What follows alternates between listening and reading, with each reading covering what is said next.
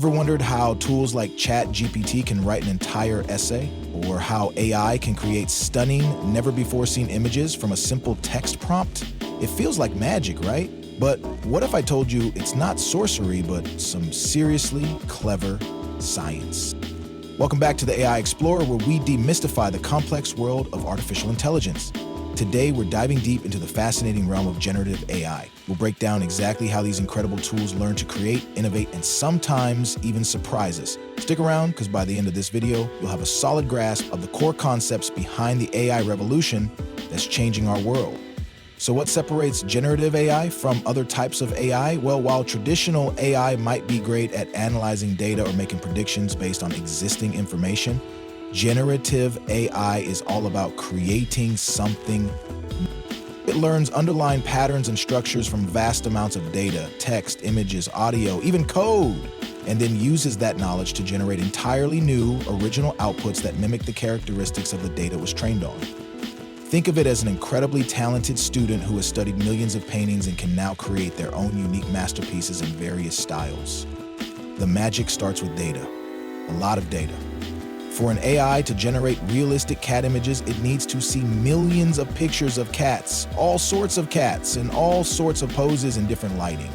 For a language model like ChatGPT to write coherent text, it's fed an enormous corpus of text. From books, articles, websites, and conversations. This massive data set is called the training data. The AI system, typically a type of neural network, pores over this data, identifying patterns, relationships, and statistical likelihoods. For text, it learns which words tend to follow other words, sentence structures, and even contextual nuances. For images, it learns shapes, textures, color palettes, and how objects relate to each other. It's not memorizing, that's a common misconception. Instead, it's building a complex internal representation, a sort of abstract understanding of the data. This is crucial. It doesn't just copy-paste, it generalizes from the examples it's seen. So how does it learn this? The core technology behind most modern generative AI is deep learning, which uses artificial neural networks, ANNs. Imagine a simplified version of the human brain with layers of interconnected neurons or nodes. When training data is fed into the input layer, it passes through these hidden layers. Each connection between neurons has a weight, a numerical value that determines the strength of the connection. During training, these weights are continuously adjusted. If the AI generates something that's close to what's expected, the connections that led to that good output are strengthened. If it produces gibberish, those connections are weakened. This process is often guided by complex mathematical functions called loss functions and optimization algorithms like gradient descent. It's an iterative process of trial and error refined over millions or even billions of examples until the network gets really good at its specific generative task. The deep in deep learning refers to having many layers in the network, allowing it to learn very complex patterns and hierarchies of features.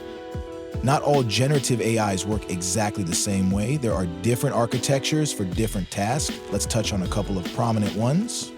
GANs are fascinating. They involve two neural networks, a generator and a discriminator, locked in a constant battle.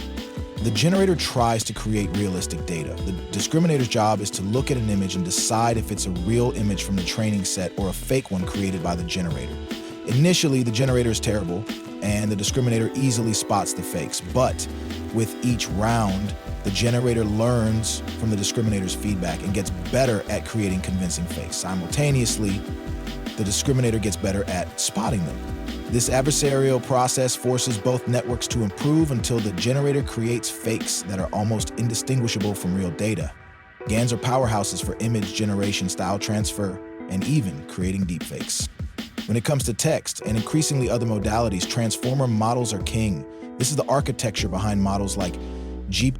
But transformers have a special mechanism called attention or self-attention. This allows the model to weigh the importance of different parts of the input data when generating an output.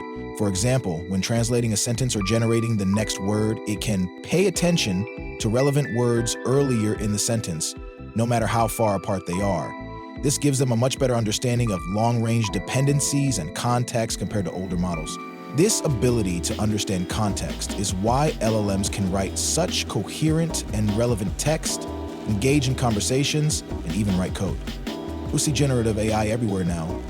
Text generation, ChatGPT, Google's Gemini writing emails, articles, code, poems. Image generation, Midjourney, DALL-E, Stable Diffusion, creating artwork, photorealistic images from text. Music generation, tools that can compose original music in various genres.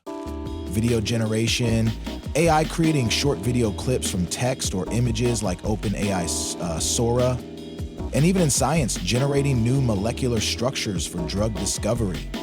The applications are exploding across almost every industry. As amazing as generative AI is, it's not perfect. Hallucinations, sometimes models can make things up or provide incorrect information confidently. Bias, if the training data contains biases, the AI can perpetuate and even amplify them. Computational cost. Training these huge models requires immense computing power and energy. Ethical concerns, deep fakes, misuse for misinformation, job displacement, these are serious issues we need to address. But the field is evolving at lightning speed. We're seeing more efficient models, better techniques for controlling outputs, and a growing focus on responsible AI development. The future likely holds even more sophisticated, multimodal AIs that can understand and generate content across text, image, audio, and video seamlessly. Imagine AI as a true creative partner. So there you have it. Generative AI isn't mystical magic, but a product of clever algorithms, vast data sets, and powerful computing. From understanding training data and neural networks to exploring architectures like GANs and transformers, you now have a foundational understanding of how these tools create. What are your thoughts on generative AI? What applications excite you the most, or what concerns do you have? Let me know in the comments below. If you found this video helpful and want to keep exploring the cutting edge of AI with us, please give this video a thumbs up, subscribe to the AI Explorer, and hit that notification bell so you don't miss our next deep dive. Thanks for watching, and I'll see you in the next one.